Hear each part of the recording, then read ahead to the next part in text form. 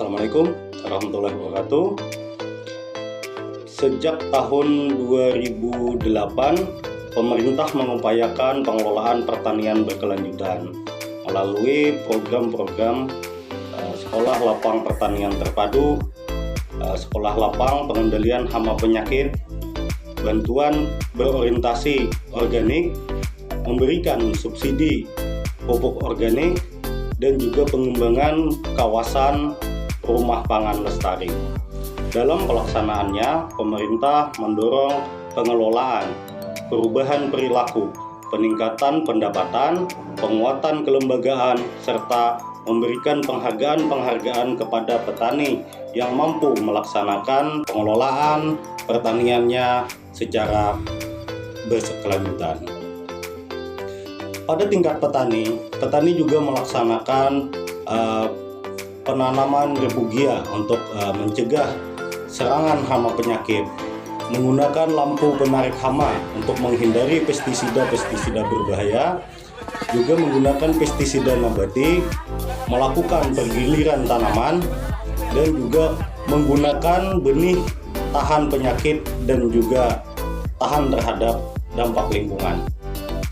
Namun demikian, pelaksanaan itu tentu banyak mengalami kendala-kendala dan tidak berjalan dengan mulus. Hingga sekarang terjadi naik turun semangat dan juga jumlah petani pelaksana. Adapun kendala yang dihadapi oleh para petani saat ini, mereka melaksanakan hanya orang-orang tertentu dan spot-spot pada kelompok tani tertentu, tidak secara menyeluruh. Penyebabnya adalah kurangnya penghargaan terhadap petani tersebut. Pasar tidak menghargai hasil pertanian yang baik, yang organik dan juga menyehatkan.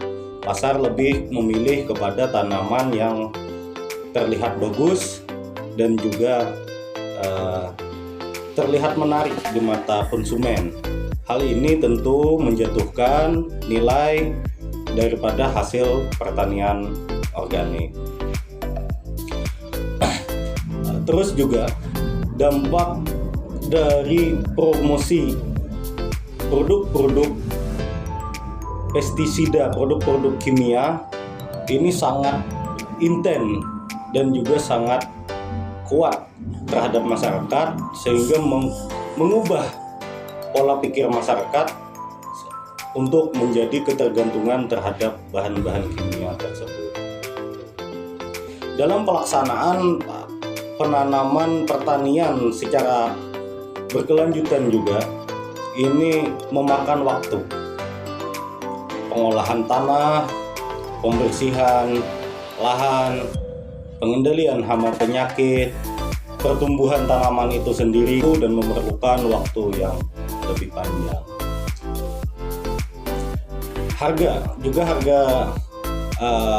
biaya, tenaga kerja, bibit, dan juga pupuk-pupuk yang baik ini tentu sangat tinggi dan hingga meningkatkan biaya produksi.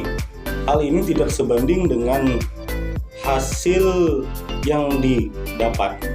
Sementara di pasar, hasil produksi pertanian yang ditanam secara konvensional dibandingkan dengan hasil pertanian yang dikelola secara terpadu dan berkelanjutan, ini tidak ada perbedaan harga yang mencolok, tidak ada penghargaan berlebih terhadap komoditi tersebut, sehingga petani merasa tidak bersemangat untuk melakukan pengelolaan pertanian secara baik. Selanjutnya juga hasil yang tidak maksimal, itu dari segi biaya. Biaya pengelolaan produksi pertanian dengan secara mempertimbangkan dampak lingkungan dan juga kesehatan lingkungan, ini akan mengeluarkan biaya yang lumayan tinggi, lebih tinggi daripada yang konvensional, karena kita tenaga kerja lebih banyak dan juga lebih lama. Sejak tahun 2008 hingga sekarang 2024,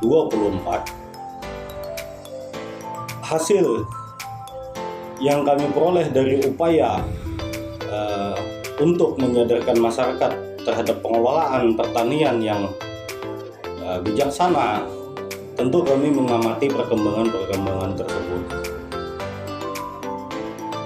Perlu upaya yang sangat keras dalam